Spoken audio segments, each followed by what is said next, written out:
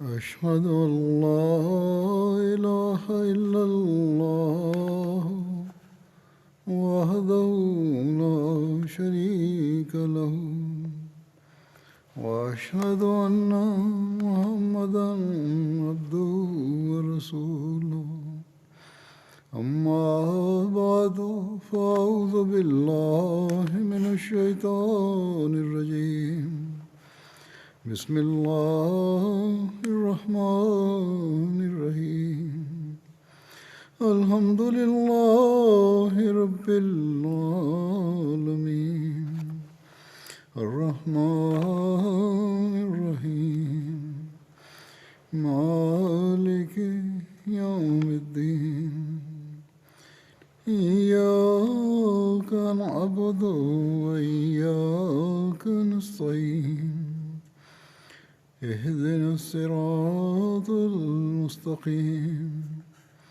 صراط الذين أنعمت عليهم غير المغضوب عليهم ولا الضالين. حضرت عثمان رضی اللہ عنہ کا ذکر چل رہا ہے. حضرت عثمان نے جو آخری حج کیا کچھ عرصہ پہلے، 1 سال پہلے تقریباً، وفات سے اپنے، یا جو فتنہ زوروں پر ہوا تھا اس سے، بہرحال جو آخری حج تھا ان کا،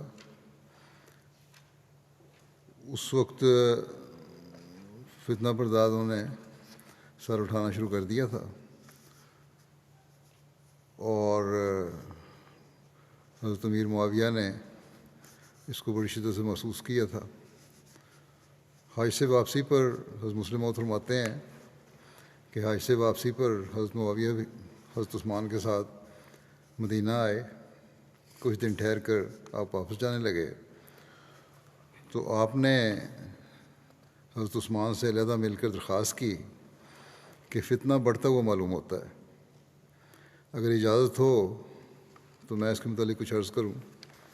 حضرت عثمان نے فرمایا کہو. اس پر انہوں نے کہا کہ اول میرا مشورہ یہ ہے کہ آپ میرے ساتھ شام چلیں، کیونکہ شام میں ہر طرح سے امن ہے اور کسی قسم کا فساد نہیں.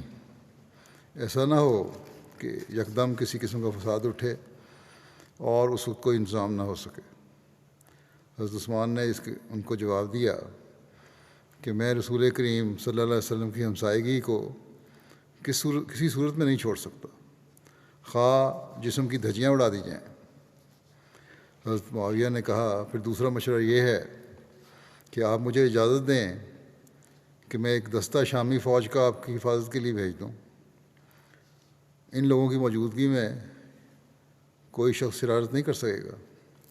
حضرت عثمان نے جواب دیا کہ نہ میں عثمان کی جان کی حفاظت کے لیے اس قدر بوجھ بیت المال پر ڈال سکتا ہوں اور نہ یہ پسند کرتا ہوں کہ مدینے کے لوگوں کو فوج رکھ کر تنگی میں ڈالوں. اس پر حضرت معاویہ نے عرض کی کہ پھر تیسری تجویز یہ ہے کہ صحابہ کی موجودگی میں لوگوں کو جرت ہے کہ اگر عثمان نہ رہے تو ان میں سے کسی کو آگے کھڑا کر دیں گے، ان لوگوں کو مختلف ملکوں میں پھیلا دیں. حضرت عثمان نے جواب دیا کہ یہ کیوں کر ہو سکتا ہے کہ جن لوگوں کو رسول کریم صلی اللہ علیہ وسلم نے جمع کیا ہے میں ان کو پراگندہ کر دوں، پھیلا دوں. اس پر معاویہ رو پڑے اور عرض کی کہ اگر ان تدابیر میں سے جو آپ کی حفاظت کے لیے میں نے پیش کی ہیں آپ کوئی بھی قبول نہیں کرتے تو اتنا تو کیجئے کہ لوگوں میں یہ اعلان کر دیں کہ اگر میری جان کو کوئی نقصان پہنچا تو معاویہ کو میرے قصاص کا حق ہوگا. شاید لوگ اس سے خوف کھا کر شرارت سے باز رہیں. حضرت عثمان نے جواب دیا کہ معاویہ جو ہونا ہے ہو کر رہے گا، میں ایسا نہیں کر سکتا کیونکہ آپ کی طبیعت سخت ہے. حضرت عثمان نے معاویہ کو کہا کہ آپ کی طبیعت سخت ہے، ایسا نہ ہو کہ آپ مسلمانوں پر سختی کریں. اس پر حضرت معاویہ روتے ہوئے آپ کے پاس سے اٹھے اور کہا کہ میں سمجھتا ہوں کہ شاید یہ آخری ملاقات ہو، اور باہر نکل کر صحابہ سے کہا اسلام کا دار و مدار آپ لوگوں پر ہے، حضرت عثمان اب بالکل ضعیف ہو گئے ہیں اور فتنہ بڑھ رہا ہے، آپ لوگ ان کی نگہداشت رکھیں۔ یہ کہہ کر معاویہ شام کی طرف روانہ ہو گئے۔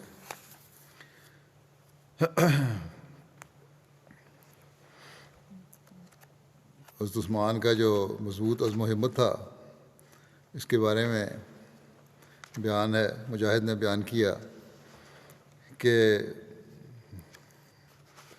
حضرت عثمان رضی اللہ عنہ نے اپنے گھر سے محاصرین کو جھانک کر فرمایا کہ اے میری قوم، مجھے قتل نہ کرو، کیونکہ میں حاکم وقت اور تمہارا مسلمان بھائی ہوں۔ بخدا میں نے ہمیشہ مقدور بھر اصلاح کرنے کی کوشش کی ہے، خواہ میرا موقف درست تھا یا مجھ سے کوئی خطا ہوئی۔ یاد رکھو، اگر تم نے مجھے قتل کیا تو تم لوگ کبھی بھی اکٹھے نماز نہ پڑھ سکو گے، اور نہ ہی کبھی اکٹھے جہاد کر سکو گے، اور نہ ہی اموال غنیمت کی تم میں منصفانہ تقسیم ہو سکے گی۔ راوی کہتے ہیں کہ جب محاصرہ کرنے والوں نے انکار کیا تو آپ نے فرمایا میں تمہیں خدا کی قسم دے کر پوچھتا ہوں کہ کیا تم لوگوں نے امیر المومنین حضرت عمر کی وفات کے وقت جب کہ تم سب متحد تھے اور سب دین اور حق پر قائم تھے، وہ دعا نہ کی تھی جو تم نے کی تھی، یعنی خلافت کے بارے میں؟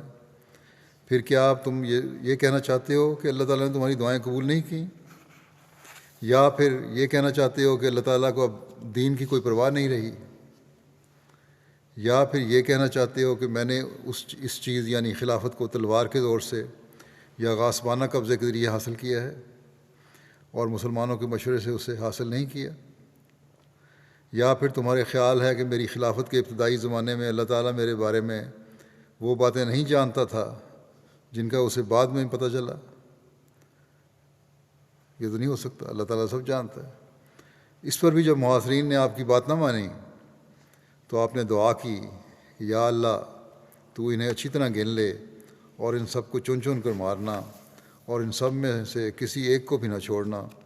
مجاہد کہتے ہیں کہ اس فتنے میں جس نے بھی حصہ لیا اللہ تعالیٰ نے انہیں ہلاک کر دیا۔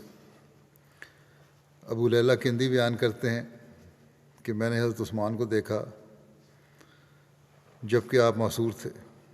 آپ نے ایک روشن دان سے جھانک کر فرمایا اے لوگو، مجھے قتل نہ کرو، اور اگر میرا قصور ہے تو مجھے توبہ کا موقع دو۔ اللہ کی قسم، اگر تم نے مجھے قتل کر دیا تو پھر کبھی اکٹھے نماز نہیں پڑھ سکو گے، اور کبھی بھی متحد ہو کر دشمن کا مقابلہ نہ کر سکو گے، اور ضرور تم آپس میں اختلاف کرو گے اور تم اس طرح الجھ کر رہ جاؤ گے۔ راوی کہتے ہیں آپ نے انگلیوں میں انگلیاں ڈال کر بتایا کہ ایسے۔ پھر آپ نے فرمایا وَيَا قَوْمِ لَا يَجْرِمَنَّكُمْ شِقَاقِي أَن يُصِيبَكُم مِثْلُ مَا أَصَابَ قَوْمَ نُوحٍ أَوْ قَوْمَ هُودٍ أَوْ قَوْمَ صَالِحٍ وَمَا قَوْمُ لُوطٍ مِّنكُم بِبَعِيدٍ۔ اور اے میری قوم، میری دشمنی تمہیں ہرگز ایسی بات پر آمادہ نہ کرے کہ تمہیں بھی ویسی مصیبت پہنچے جیسی نوح کی قوم کو اور ہود کی قوم کو اور صالح کی قوم کو پہنچی تھی، اور لوط کی قوم بھی تم سے کچھ دور نہیں۔ اور حضرت عثمان رضی اللہ عنہ نے حضرت عبداللہ بن سلام کی طرف پیغام بھیجا۔ انہوں نے آ کر حضرت عثمان سے عرض کیا کہ آپ کی کیا رائے ہے یہ سب کچھ جو ہو رہا ہے اس میں؟ تو آپ نے یعنی حضرت عثمان نے فرمایا لڑائی سے بچو، لڑائی سے بچو، کیونکہ یہ بات تمہارے حق میں بطور دلیل زیادہ مضبوط ہوگی۔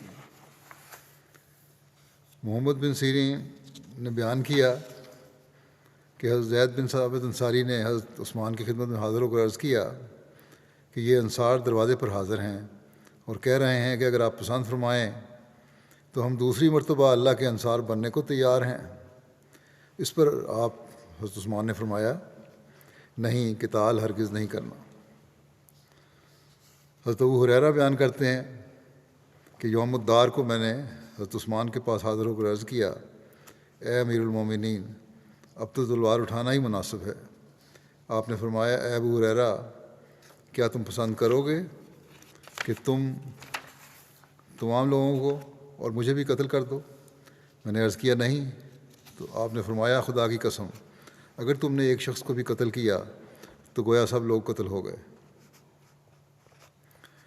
حضرت ابو ہریرہ کہتے ہیں کہ میں پھر واپس آ گیا، اس لڑائی میں حصہ نہیں لیا۔ پہلے تو بیان ہو چکا ہے کہ انہوں نے کہا تھا کہ آج ہی لڑنے کا موقع ہے۔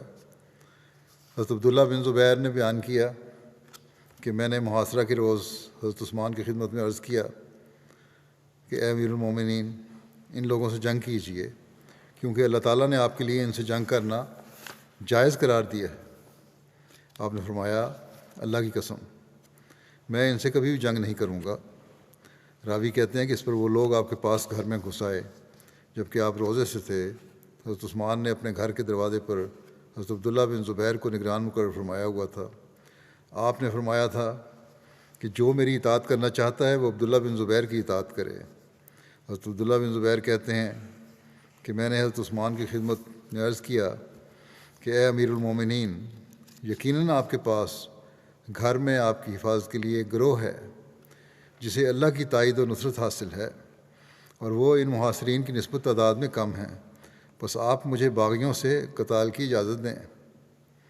تو آپ نے فرمایا میں تمہیں اللہ کی قسم دیتا ہوں، یا فرمایا میں تمہیں اللہ کے نام پر نصیحت کرتا ہوں کہ کوئی آدمی میری خاطر اپنا خون نہ بہائے یا میری خاطر کسی اور کا خون نہ بہائے۔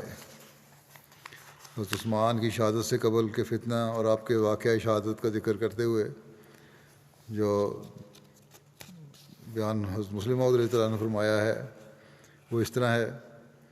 آپ لکھتے ہیں کہ چونکہ باغیوں کو فرماتے ہیں کہ چونکہ باغیوں کو بظاہر غلبہ حاصل ہو چکا تھا، انہوں نے آخری ہیلے کے طور پر پھر ایک شخص کو حضرت عثمان کی طرف بھیجا کہ وہ خلافت سے دستبردار ہو جائیں، کیونکہ وہ سمجھتے تھے کہ اگر خود دستبردار ہو جائیں گے تو مسلمانوں کو انہیں سزا دینے کا کوئی حق اور موقع نہ رہے گا، یعنی باغیوں کو پھر سزا دینے کا موقع نہیں ملے گا۔ حضرت عثمان کے پاس جو پیغام پر پہنچا تو آپ نے فرمایا کہ میں نے تو جاہلیت میں بھی بدیوں سے پرہیز کیا ہے اور اسلام میں بھی اس کے احکام کو نہیں توڑا، میں کیوں اور کس جرم میں اس عہدے کو چھوڑ دوں جو خدا تعالیٰ نے مجھے دیا ہے؟ میں تو اس قمیض کو کبھی نہیں اتاروں گا جو خدا تعالیٰ نے مجھے پہنائی ہے۔ وہ شخص یہ جواب سن کر واپس آ گیا اور اپنے ساتھیوں سے ان الفاظ میں آ کر مخاطب ہوا کہ خدا کی قسم ہم سخت مصیبت میں پھنس گئے ہیں، خدا کی قسم مسلمانوں کی گرفت سے اس عثمان کو قتل کرنے کے سوائے ہم بچ نہیں سکتے، کیونکہ اس صورت میں حکومت تہو بالا ہو جائے گی اور انتظام بگڑ جائے گا اور کوئی پوچھنے والا نہ ہوگا، اور اس کا قتل کرنا کسی طرح جائز نہیں یعنی حال تو یہی ہے لیکن قتل کرنا کسی طرح جائز نہیں۔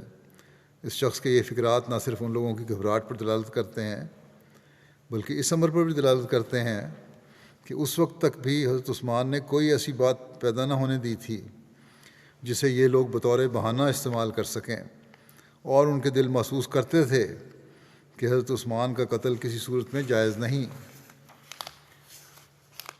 جب یہ لوگ حضرت عثمان کے قتل کا منصوبہ کر رہے تھے تو حضرت عبداللہ بن سلام جو بحالت کفر بھی اپنی قوم میں نہایت معزز تھے اور جن کو یہود اپنا سردار مانتے تھے اور عالم بے بدل جانتے تھے، تشریف لائے اور دروازے پر کھڑے ہو کر ان لوگوں کو نصیحت کرنی شروع کی اور حضرت عثمان کے قتل سے ان کو منع فرمایا کہ اے قوم، خدا کی تلوار کو اپنے اوپر نہ کھینچو، خدا کی قسم اگر تم نے تلوار کھینچی تو پھر اسے میان میں کرنے کا موقع نہ ملے گا، پھر ہمیشہ کھنچی رہے گی مسلمانوں میں تلوار، ہمیشہ مسلمانوں میں لڑائی جھگڑا ہی رہے گا۔ عقل کرو، آج تم پر حکومت صرف کوڑے کے ساتھ کی جاتی ہے، عموماً حدود شرعیہ میں کوڑے کی سزا دی جاتی ہے، اور اگر تم نے اس شخص کو قتل کر دیا یعنی حضرت عثمان کو قتل کر دیا تو حکومت کا کام بغیر تلوار کے نہ چلے گا، یعنی چھوٹے چھوٹے جرموں میں پر بھی لوگوں کو قتل کیا جائے گا۔ یاد رکھو کہ اس وقت مدینہ کے محافظ ملائکہ ہیں، اگر تم اس کو قتل کر دو گے تو ملائکہ مدینہ کو چھوڑ جائیں گے۔ اس نصیحت سے ان لوگوں نے یہ فائدہ اٹھایا کہ عبداللہ بن سلام صحابی رسول کریم صلی اللہ علیہ وسلم کو دھتکار دیا اور ان کو پہلے دین کا طعنہ دے کر کہا کہ اے یہودن کے بیٹے، تجھے ان کاموں سے کیا تعلق؟ افسوس کہ ان لوگوں کو یہ تو یاد رہا کہ عبداللہ بن سلام یہودن کے بیٹے تھے، لیکن یہ بھول گیا کہ آپ رسول کریم صلی اللہ علیہ وسلم کے ہاتھ پر ایمان لائے، اور رسول کریم صلی اللہ علیہ وسلم نے آپ کے ایمان لانے پر نہایت خوشی کا اظہار کیا، اور رسول کریم صلی اللہ علیہ وسلم کے ساتھ ہر ایک مصیبت اور دکھ میں آپ شریک ہوئے۔ اور اسی طرح یہ بھی بھول گیا کہ ان کا لیڈر، ان کو ورگلانے والا، حضرت علی کو رسول کریم صلی اللہ علیہ وسلم کا وسیع قرار دے کر حضرت عثمان کے مقابلے پر کھڑا کرنے والا عبداللہ بن سوا بھی یہودن کا بیٹا تھا، بلکہ خود یہودی تھا اور صرف ظاہر میں اسلام کا اظہار کر رہا تھا۔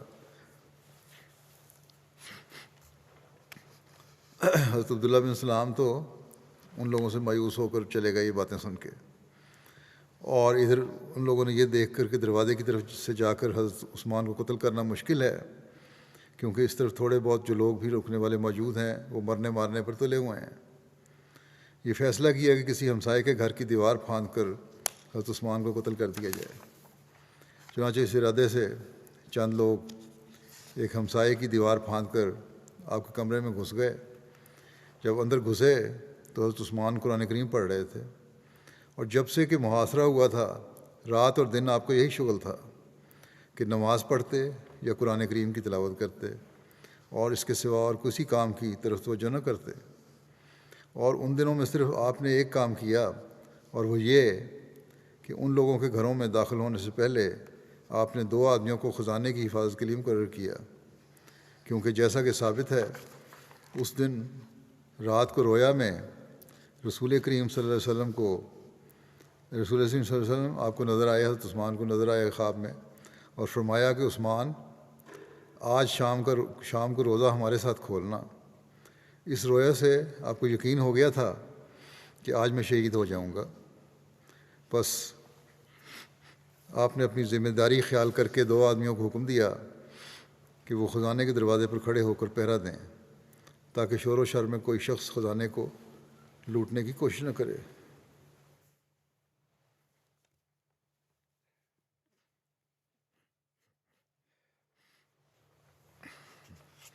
غرض جب یہ لوگ اندر پہنچے تو حضرت عثمان کو قرآن کریم پڑھتے ہوئے پایا۔ ان حملہ آوروں میں محمد بن ابی بکر بھی تھے، اور بوجہ اپنے اقتدار کے جو ان لوگوں پر ان کو حاصل تھا اپنا فرض سمجھتے تھے۔ ان کا خیال تھا نا کہ میں حضرت ابو بکر کا بیٹا ہوں تو مجھے فوقیت حاصل ہے، اپنا فرض سمجھتے تھے کہ ہر ایک کام میں آگے ہوں۔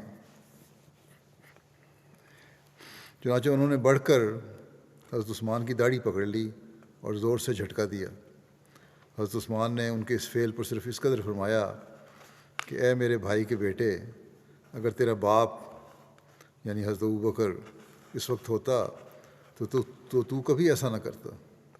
تجھے کیا ہوا؟ تو خدا کے لیے مجھ پر ناراض ہے؟ کیا اس کے سوا تجھے مجھ پر کوئی غصہ ہے؟ کیا اس کے سوا تجھ پر مجھے کوئی غصہ ہے کہ تجھ سے میں نے خدا کے حقوق ادا کروائے ہیں؟ یہی کہتا ہوں نا میں، خدا کے حقوق ادا کرو۔ اس پر محمد بن ابی بکر شرمندہ ہو کر واپس لوٹ گئے،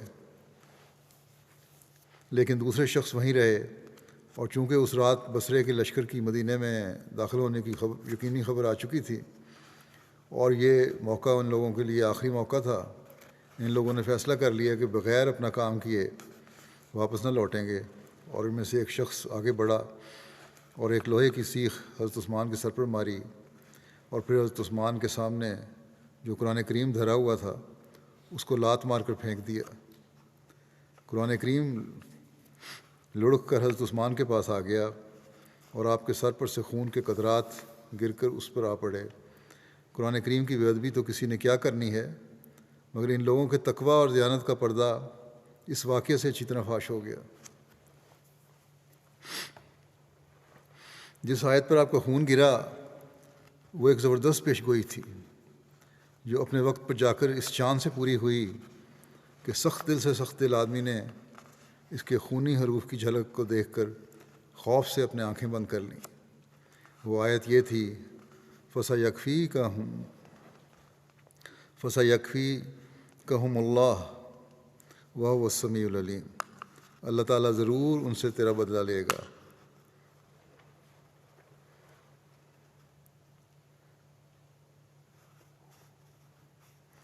اور وہ بہت سننے والا اور جاننے والا ہے۔ اس کے بعد ایک اور شخص سودان نامی آگے بڑھا اور اس نے تلوار سے آپ پر حملہ کرنا چاہا۔ پہلا وار کیا تو آپ نے اپنا ہاتھ سے اس کو روکا اور آپ کا ہاتھ کٹ گیا۔ اس پر آپ نے، حضرت عثمان نے فرمایا کہ خدا تعالیٰ کی قسم، یہ وہ ہاتھ ہے جس نے سب سے پہلے قرآن کریم لکھا تھا۔ اس کے بعد پھر اس نے دوسرا وار کر کے آپ کو قتل کرنا چاہا تو آپ کی بیوی نائلہ وہاں آ گئیں اور اپنے آپ کو بیچ میں کھڑا کر دیا، مگر اس شقی نے ایک عورت پر وار کرنے سے بھی دریغ نہ کیا اور وار کر دیا، جس سے آپ کی بیوی کی انگلیاں کٹ گئیں اور وہ علیحدہ ہو گئیں۔ پھر اس نے ایک وار حضرت عثمان پر کیا اور آپ کو سخت زخمی کر دیا۔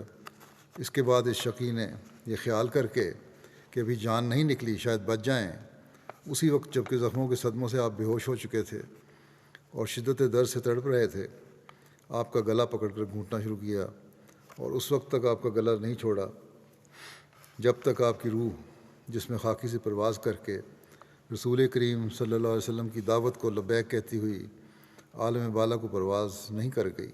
انا للہ و انا الیہ راجعون۔ پہلے حضرت عثمان کی بیوی اس نظارے کی ہیبت سے متاثر ہو کر بول نہ سکیں، لیکن آخر انہوں نے آواز دی اور وہ لوگ جو دروازے پر بیٹھے ہوئے تھے اندر کی طرف دوڑے، مگر اب مدد فضول تھی، جو کچھ ہونا تھا وہ ہو چکا تھا۔ حضرت عثمان کے ایک آزاد کردہ غلام نے سودان کے ہاتھ میں وہ خون آلود تلوار دیکھ کر جس نے حضرت عثمان کو شہید کیا تھا، اس سے نہ رہا گیا اور اس نے آگے بڑھ کر اس شخص کا تلوار سے سر کاٹ دیا۔ اس پر اس کے ساتھیوں میں سے ایک شخص نے اس کو قتل کر دیا۔ اب اسلامی حکومت کا تخت خلیفہ سے خالی ہو گیا۔ اہل مدینہ نے مزید کوشش فضول سمجھی اور ہر ایک اپنے اپنے گھر جا کر بیٹھ گیا۔ ان لوگوں نے حضرت عثمان کو مار کر گھر پر دستے تدبیر دراز کرنا شروع کیا۔ حضرت عثمان کی بیوی نے چاہا کہ اس جگہ سے ہٹ جائیں تو اس کے لوٹتے وقت ان میں سے ایک کم وقت نے اپنے ساتھیوں سے ان کے متعلق نہایت غلیظ الفاظ میں تبصرہ کیا۔ بے شک ایک حیادار آدمی کے لیے، خواہ وہ کسی مذہب کا پیرو کیوں نہ ہو، اس بات کو باور کرنا بھی مشکل ہے کہ ایسے وقت میں جب کہ رسول کریم صلی اللہ علیہ وسلم کے نہایت سابق قدیم بھی صحابی، آپ کے داماد، تمام اسلامی ممالک کے بادشاہ اور پھر خلیفہ وقت کو یہ لوگ ابھی مار کر فارغ ہوئے تھے، ایسے گندے خیالات کا ان لوگوں نے اظہار کیا ہو۔ لیکن ان لوگوں کی بے حیائی ایسی بڑھی ہوئی تھی کہ کسی قسم کی بدعمالی بھی ان سے بعید نہ تھی۔ یہ لوگ کسی نیک مدعا کو لے کر کھڑے نہیں ہوئے تھے، نہ ان کی جماعت نیک آدمیوں کی جماعت تھی۔ ان میں سے بعض عبداللہ بن سبا یہودی کے فریب خوردہ اور اس کی عجیب و غریب مخالف اسلام تعلیموں کے دلدادہ تھے۔ کچھ حد سے بڑھی ہوئی سوشلزم بلکہ بولشوزم کے فریفتہ تھے۔ کچھ سزا یافتہ مجرم تھے جو اپنے درینہ بغض کو نکالنا چاہتے تھے۔ کچھ لٹیرے اور ڈاکو تھے جو اس فتنے پر اپنی ترقیات کی راہ دیکھتے تھے۔ بس ان کی بے حیائی قابل تعجب نہیں، بلکہ یہ لوگ اگر ایسی حرکات نہ کرتے تب تعجب کا مقام تھا۔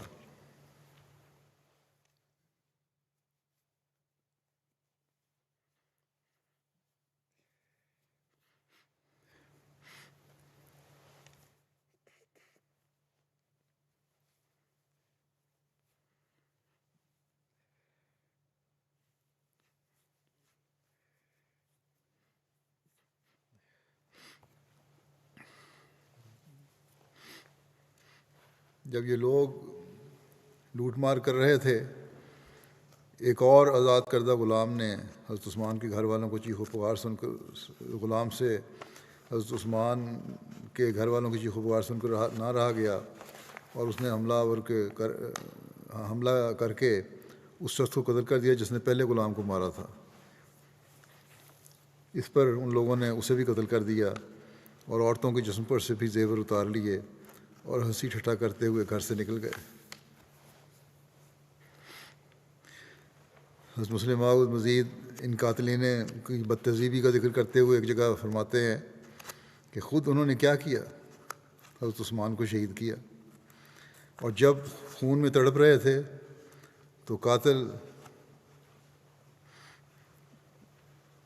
ان کی بیوی، حضرت عثمان کی بیوی کے متعلق بےہودہ بکواس کر رہے تھے، جسم کے بارے میں تبصرے کر رہے تھے۔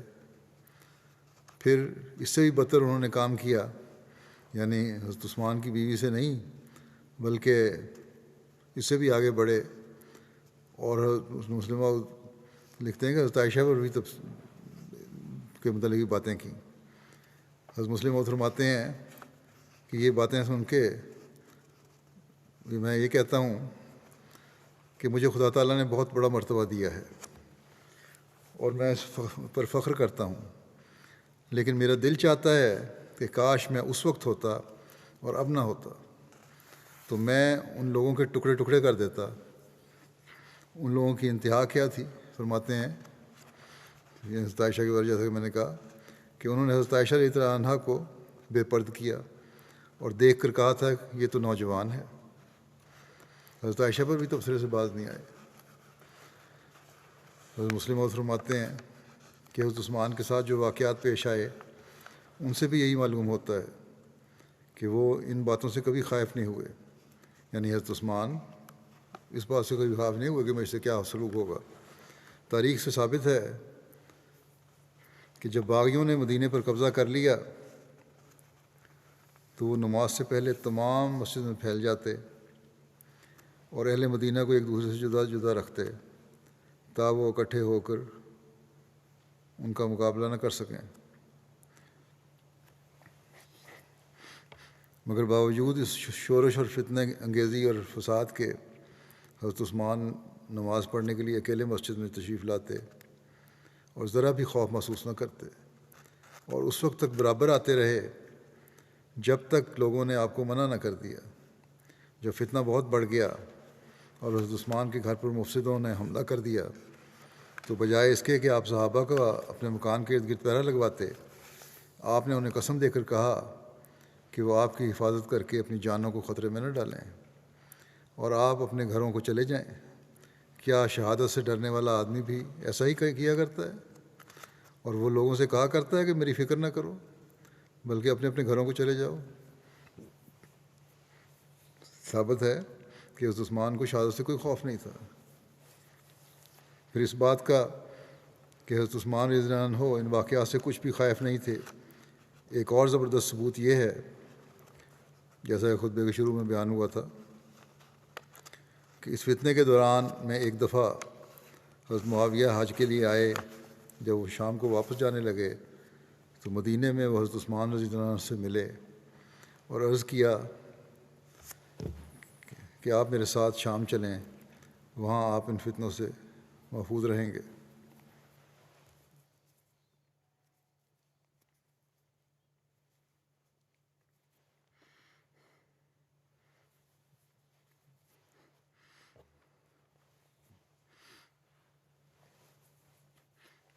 آپ نے فرمایا کہ معاویہ، میں رسول کریم صلی اللہ علیہ وسلم کی ہمسائیگی پر کسی چیز کو ترجیح نہیں دے سکتا۔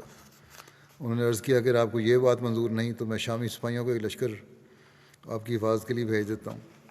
حضرت عثمان نے فرمایا اپنی حفاظت کے لیے ایک لشکر رکھ کر مسلمانوں کے رزق میں کمی نہیں کرنا چاہتا۔ حضرت معاویہ نے عرض کیا کہ امیر المومنین، لوگ آپ کو دھوکے سے قتل کر دیں گے یا ممکن ہے کہ آپ کے خلاف وہ برسر جنگ ہو جائیں۔ حضرت عثمان نے فرمایا کہ مجھے اس کی پرواہ نہیں، میرے لیے میرا خدا کافی ہے۔ آخر انہوں نے کہا اگر آپ اور کچھ منظور نہیں کرتے تو اتنا کریں کہ شرارتی لوگوں کو بعض اکابر صحابہ کے متعلق گھمنڈ ہے اور وہ خیال کرتے ہیں کہ آپ کے بعد وہ کام سنبھال لیں گے، چنانچہ وہ ان کا نام لے کر لوگوں کو دھوکہ دیتے ہیں۔ آپ ان سب کو مدینے سے رخصت کر دیں اور بیرونی ملکوں میں پھیلا دیں، اس سے شریروں کے ارادے پست ہو جائیں گے اور وہ خیال کریں گے کہ آپ سے تعرض کر کے انہوں نے کیا لینا ہے، جبکہ مدینے میں کوئی اور کام کو سنبھالنے والا ہی نہیں ہے۔ مگر حضرت عثمان نے یہ بات بھی نہ مانی، پہلے ذکر ہو چکا ہے، اور کہا یہ کس طرح ہو سکتا ہے کہ جن لوگوں کو رسول کریم صلی اللہ علیہ وسلم نے جمع کیا ہے میں انہیں جلا وطن کر دوں۔ حضرت معاویہ یہ سن کر رو پڑے اور انہوں نے عرض کیا کہ اگر آپ اور کچھ نہیں کرتے تو اتنا ہی اعلان کر دیں کہ میرے خون کا بدلہ معاویہ لے گا۔ آپ نے فرمایا معاویہ تمہاری طبیعت تیز ہے، میں ڈرتا ہوں کہ مسلمانوں پر تم کہیں سختی نہ کرو، اس لیے میں یہ اعلان بھی نہیں کر سکتا۔ اب کہنے کو تو یہ کہا جاتا ہے کہ حضرت عثمان دل کے کمزور تھے، مگر تم خود ہی بتاؤ کہ اس قسم کی جرت کتنے لوگ دکھا سکتے ہیں، اور کیا ان واقعات کے ہوتے ہوئے کہا جا سکتا ہے کہ ان کے دل میں کچھ بھی خوف تھا؟ یعنی حضرت عثمان کے دل میں کوئی خوف تھا؟ اگر خوف ہوتا تو وہ کہتے کہ تم اپنی فوج کا ایک دستہ میری حفاظت کے لیے بھجوا دو، انہیں تنخواہ میں دلا دوں گا۔ اگر خوف ہوتا تو آپ اعلان کر دیتے، اگر مجھ پر کسی نے ہاتھ اٹھایا تو سن لے کہ میرا بدلہ معاویہ لے گا، مگر آپ نے سوائے اس کے کوئی جواب نہ دیا کہ معاویہ تمہاری طبیعت تیز ہے، میں ڈرتا ہوں کہ اگر میں نے تم کو یہ اختیار دیا تو تم مسلمانوں پر سختی کرو گے۔ پھر جب آخر میں دشمنوں نے دیوار پھاند کر آپ پر حملہ کیا تو بغیر کسی ڈر اور خوف کے اظہار کے آپ قرآن کریم کی تلاوت کرتے رہے، یہاں تک کہ حضرت ابوبکر کا ایک بیٹا اللہ تعالیٰ اس پر رحم کرے آگے بڑھا اور اس نے حضرت عثمان رضی اللہ عنہ کی داڑھی پکڑ کر اسے زور سے جھٹکا دیا۔ حضرت عثمان نے اس کی طرف آنکھ اٹھائی اور فرمایا میرے بھائی کے بیٹے، اگر تیرا باپ اس وقت ہوتا تو کبھی ایسا نہ کرتا۔ یہ سنتے ہی اس کا سر سے لے کر پیر تک جسم کانپ گیا اور شرمندہ ہو کر واپس لوٹ گیا۔ اس کے بعد ایک اور شخص آگے بڑھا اور اس نے ایک لوہے کی سیخ، جیسا کہ بیان ہو چکا ہے، عثمان کے سر پہ ماری اور آگے سامنے قرآن جو پڑا ہوا تھا اس کو پاؤں سے ٹھوکر ماری، الگ پھینک دیا۔ وہ ہٹا تو ایک اور شخص آگے آیا اور اس نے تلوار سے آپ کو شہید کر دیا۔ ان واقعات کو دیکھ کر کون کہہ سکتا ہے کہ حضرت عثمان رضی اللہ عنہ ان واقعات سے خائف تھے؟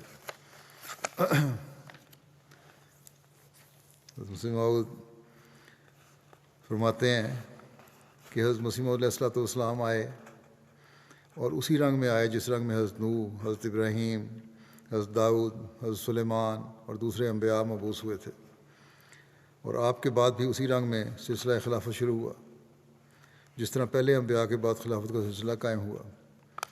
اگر ہم عقل کے ساتھ دیکھیں اور اس کی حقیقت کو پہچاننے کی کوشش کریں تو ہمیں معلوم ہوگا کہ یہ ایک عظیم الشان سلسلہ ہے، یعنی خلافت کا سلسلہ ایک عظیم الشان سلسلہ ہے۔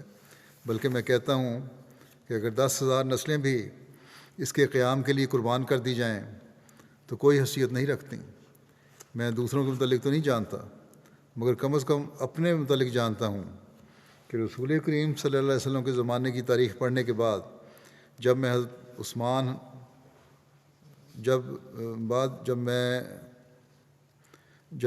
عثمان پر پڑی ہوئی مصیبتوں پر نظر کرتا ہوں اور دوسری طرف اس نور اور روحانیت کو دیکھتا ہوں جو رسول کریم صلی اللہ علیہ وسلم نے آ کر ان میں پیدا کی، تو میں کہتا ہوں کہ اگر دنیا میں میری 10,000 نسلیں پیدا ہونے والی ہوتیں اور وہ ساری کی ساری ایک ساتھ میں جمع کر کے قربان کر دی جاتیں تا وہ فتنہ ٹل سکتا، تو میں سمجھتا ہوں کہ یہ جوں دے کر ہاتھی خریدنے کا سودا ہے۔ یعنی بہت چھوٹی سی چیز دے کر، جوں تو ایک بڑا معمولی سا کیڑا ہے، اس کو وہ دے کے ہاتھی خریدنے کے سودے سے برابر ہے۔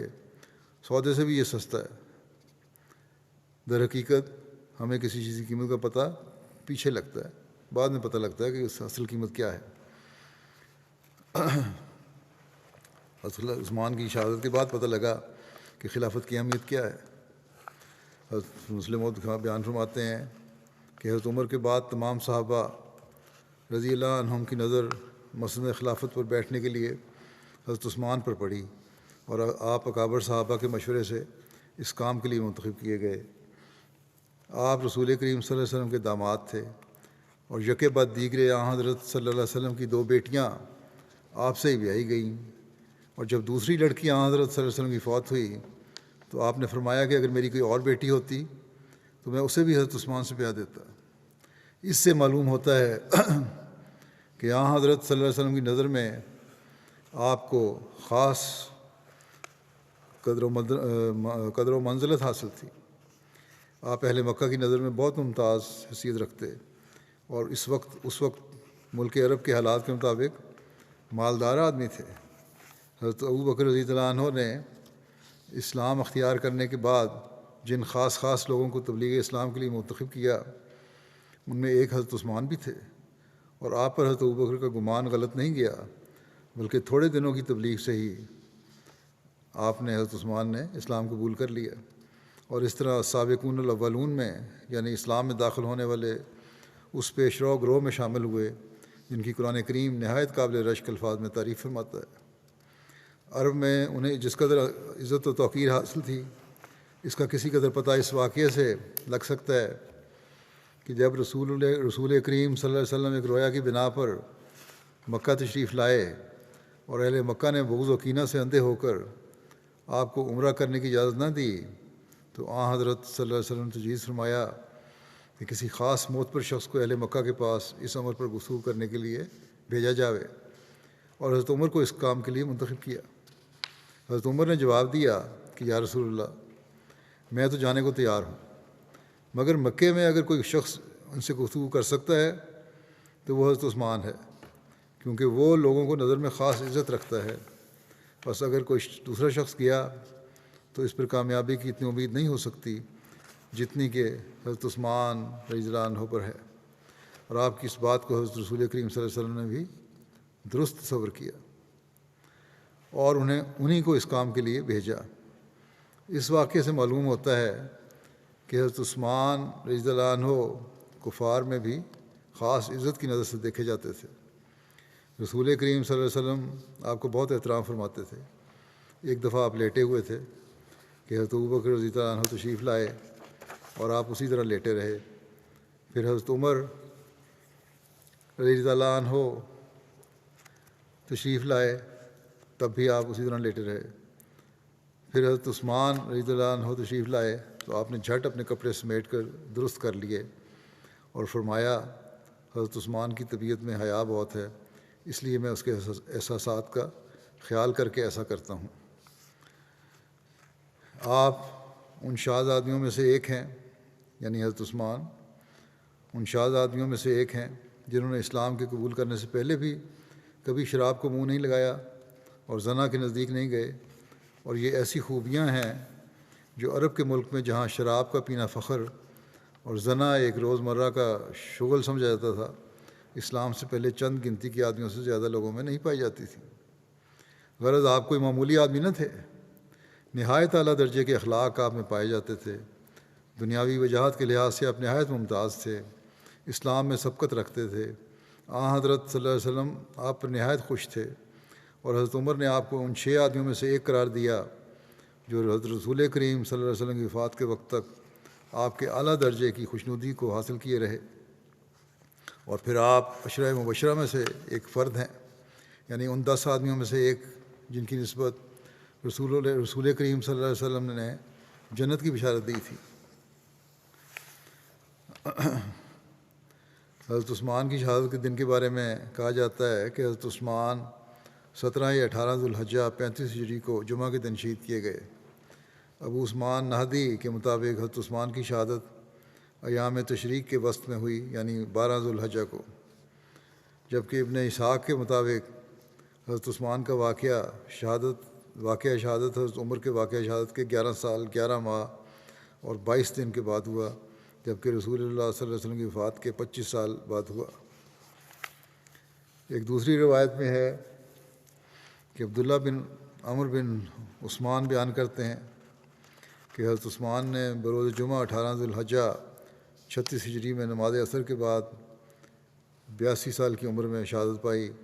آپ شہادت کے وقت روزے سے تھے۔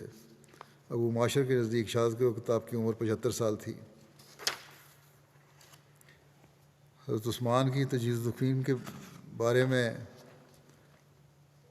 بیان ہے کہ نیار بن مکرم نے کہا کہ ہفتے کی رات مغرب اور عشاء کے درمیان حضرت عثمان کی میت کو ہم 4 اشخاص نے اٹھایا، یعنی میں اور جبیر بن مطعم اور حکیم بن حزام اور ابو جہم بن حذیفہ۔ حضرت جبیر بن مطعم نے آپ کی نماز جنازہ پڑھائی، معاویہ نے اس بات کی تصدیق کی، یہی 4 آپ کی قبر میں اترے تھے۔ ایک روایت میں ہے کہ حضرت جبیر بن مطعم نے 16 افراد کے ہمراہ حضرت عثمان کی نماز جنازہ پڑھائی۔ علامہ ابن سعد کا قول ہے کہ پہلی روایت زیادہ درست ہے، یعنی 4 آدمیوں والی، جس میں ذکر ہے کہ 4 افراد نے آپ کو نماز جنازہ ادا کی تھی۔ عبداللہ بن عمر بن عثمان بیان کرتے ہیں کہ حضرت عثمان کو ہفتے کی رات مغرب اور عشاء کے درمیان حرش کوکب میں دفن کیا گیا۔ ربی بن مالک اپنے والد سے روایت کرتے ہیں کہ لوگوں کی یہ آرزو تھی کہ وہ اپنے مردوں کو حرش کوکب میں دفن کیا کریں۔ حرش جو ہے چھوٹے باغ کو کہتے ہیں، اور کوکب ایک انصاری کا نام تھا جس کا یہ باغ تھا۔ یہ جنت البقیع کے بالکل قریب ہی ایک جگہ تھی۔ حضرت عثمان بن عفان کہا کرتے تھے کہ عنقریب ایک مرد صالح وفات پائے گا اور اسے وہاں دفن کیا جائے گا، یعنی حرش کوکب میں دفن کیا جائے گا، اور لوگ اس کی پیروی کریں گے۔ مالک بن ابو عامر بیان کرتے ہیں کہ حضرت عثمان پہلے شخص تھے جو وہاں دفن کیے گئے۔ حضرت عثمان کی تدفین کے حوالے سے ایک روایت یہ بھی ملتی ہے کہ مفسدین نے 3 روز تک مفسدین اور باغیوں نے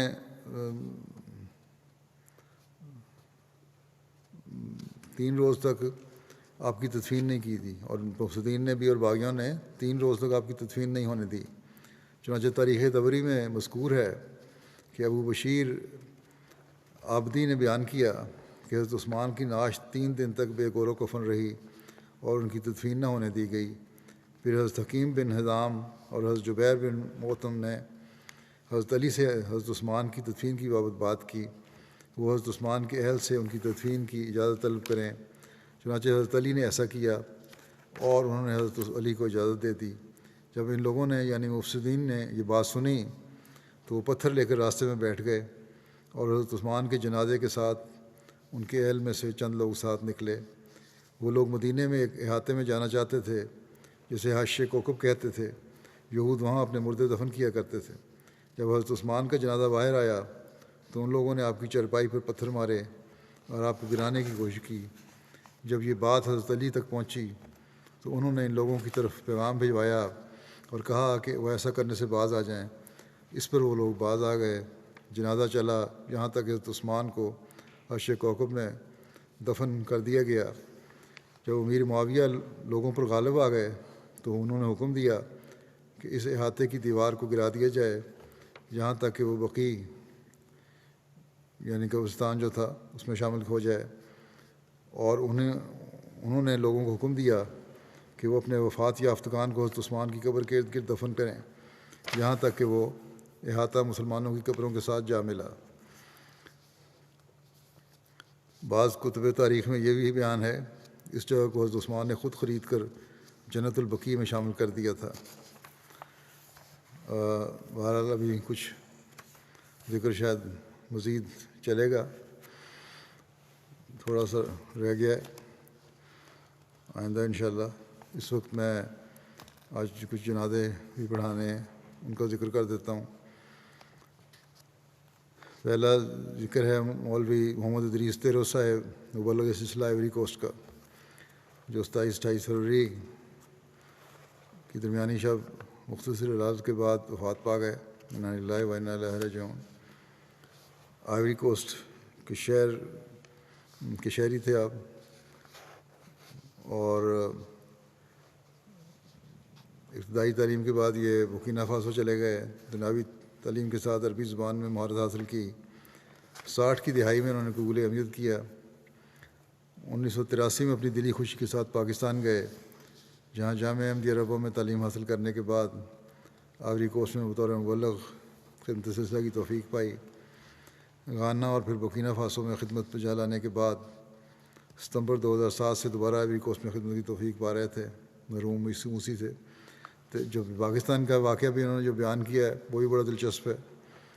ان کے پاس جو جمع پونجی تھی انہوں نے اس کے سے جہاز کا ٹکٹ خریدا اور پاکستان پہنچ گئے اور کسی کو اطلاع نہیں کی، نہ جماعت آئیوری کوسٹ کو اطلاع، نہ پاکستان میں کسی کو اطلاع۔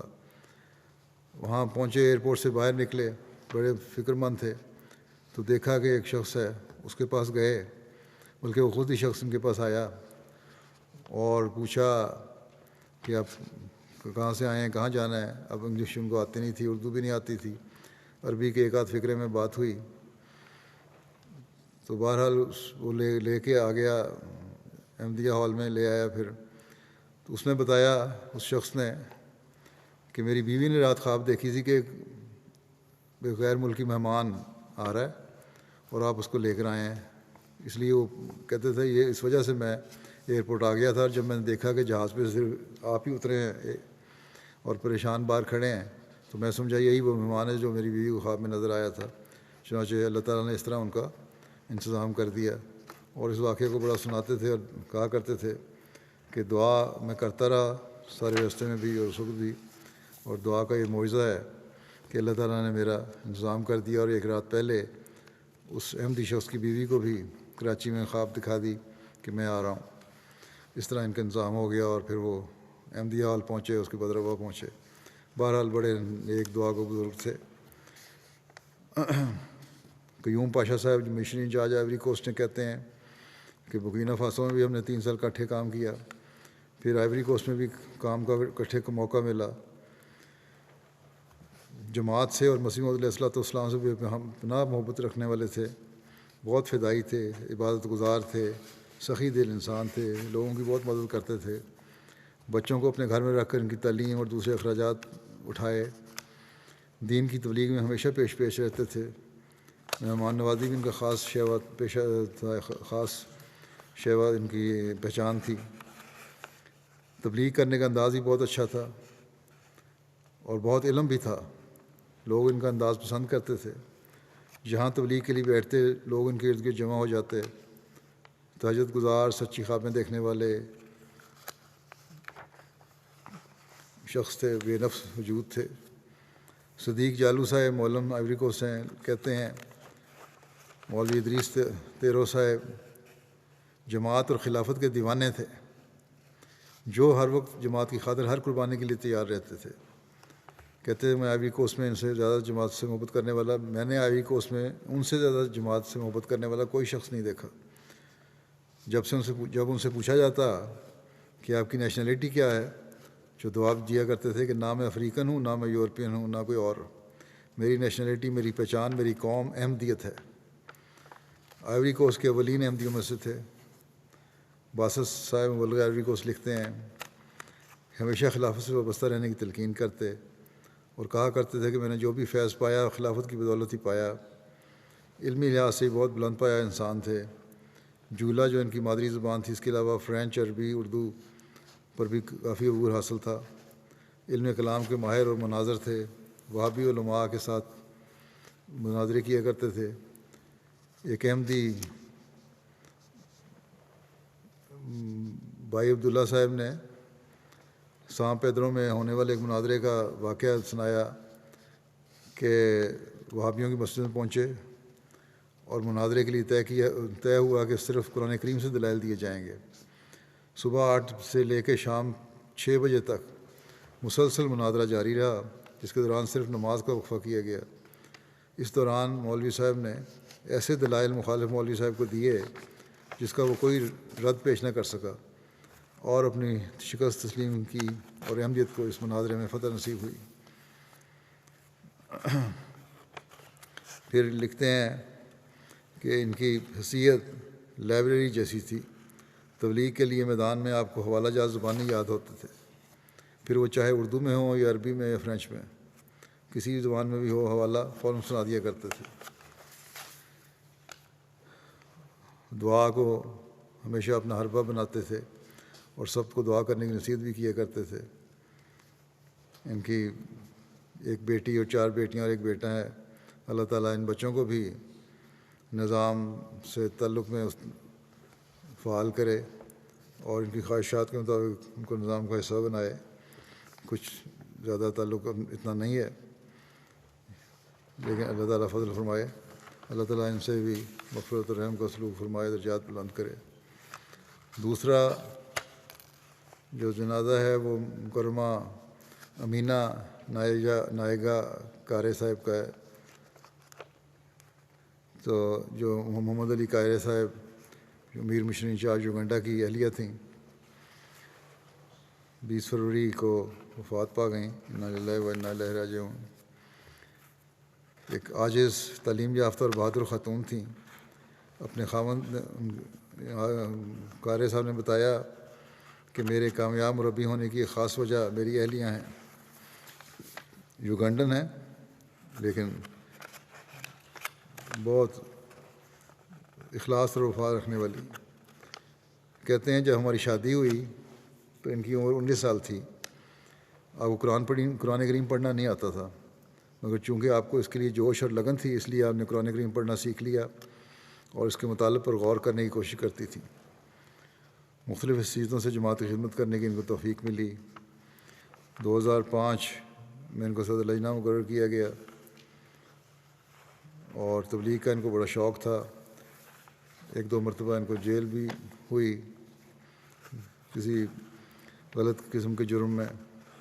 مطلب ان کی غلطی نہیں تھی، ظالمانہ طور پر ان کو جیل بھی جانا پڑا. تربیت کے معاملے میں ایک نمونہ تھیں. اپنی بڑی بہادری سے غیر جماعت بڑی بہادری سے غیر جماعت کے اعتراضات کے جواب دیتی تھیں.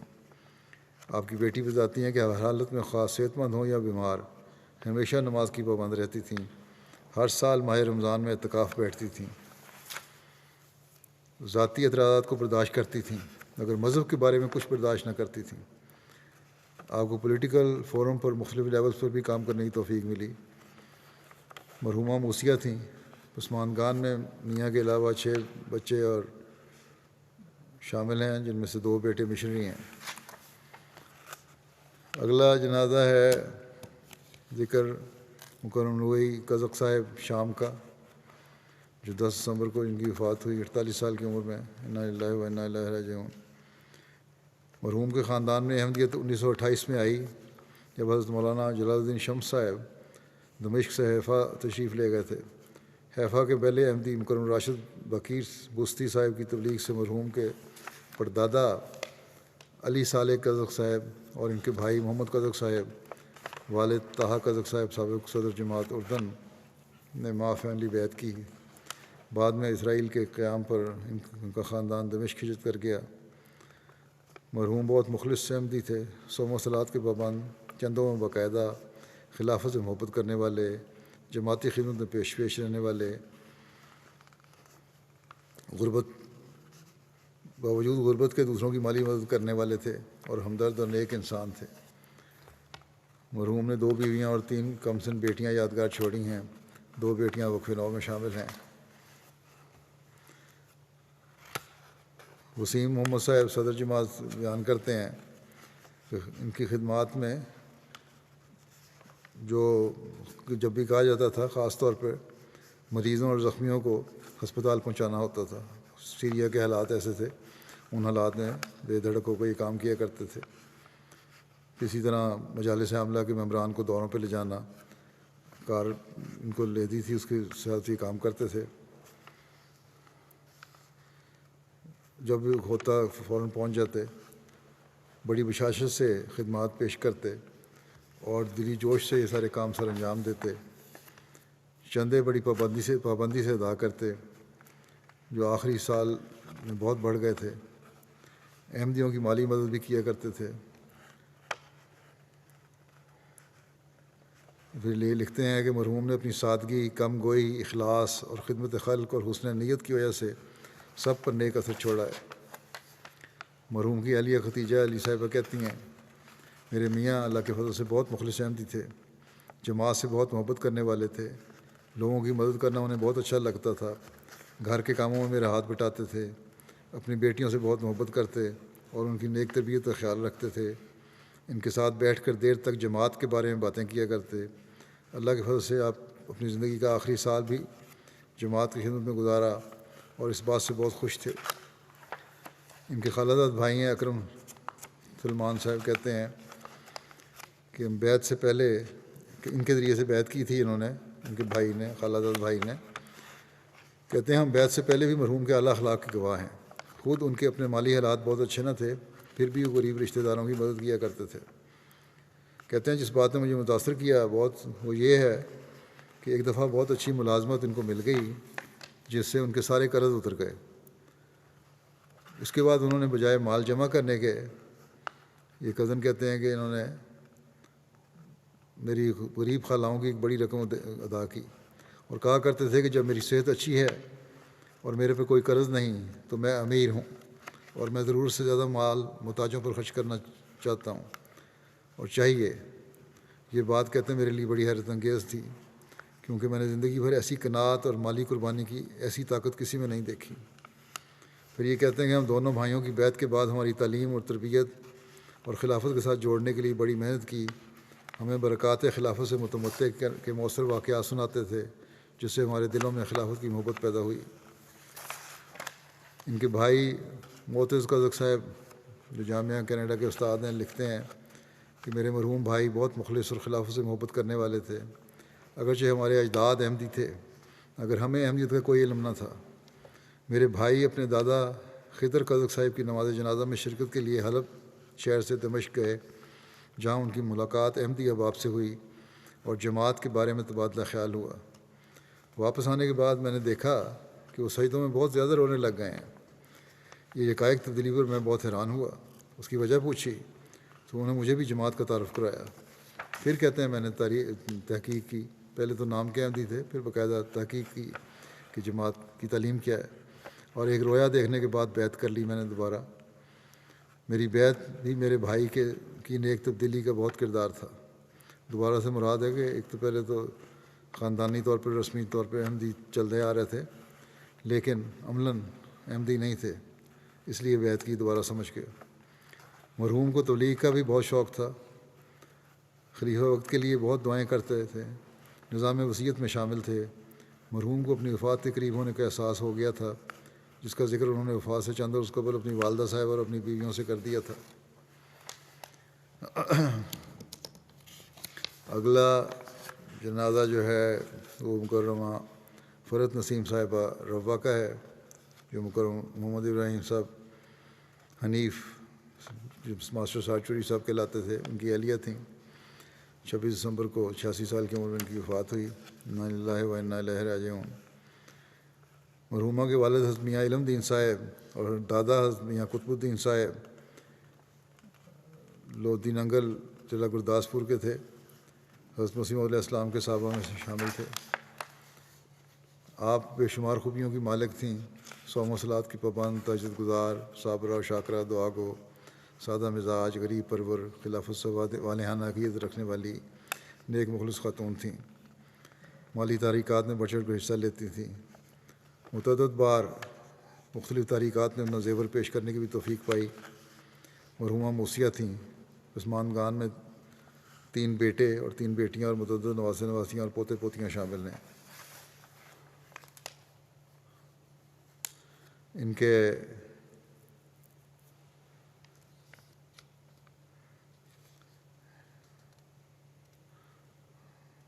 دو نواسے مربی سلسلہ بھی ہیں. ایک بیٹے بھی مربی سلسلہ ہیں. اللہ تعالیٰ مرحومہ سے مغفرت اور رحم کا سلوک فرمائے. ان سب مرحومین سے مغفرت اور رحم کا سلوک فرمائے اور ان سب کے درجات بلند فرمائے.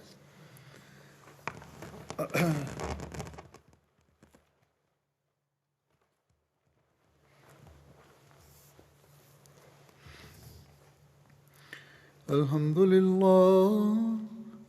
لله نحمده ونستعينه ونستغفره ونؤمن به ونتوكل عليه ونعوذ بالله من شرور أنفسنا ومن سيئات أعمالنا. من يهده الله فلا مضل له ومن يضلل فلا هادي له. ونشهد أن لا إله إلا الله ونشهد أن محمدا عبده ورسوله. عباد الله رحمكم الله إن الله يأمر بالعدل والإحسان وإيتاء ذي القربى وينهى عن الفحشاء والمنكر والبغي يعظكم لعلكم تذكرون. اذكروا الله يذكركم وادعوه يستجب لكم ولذكر الله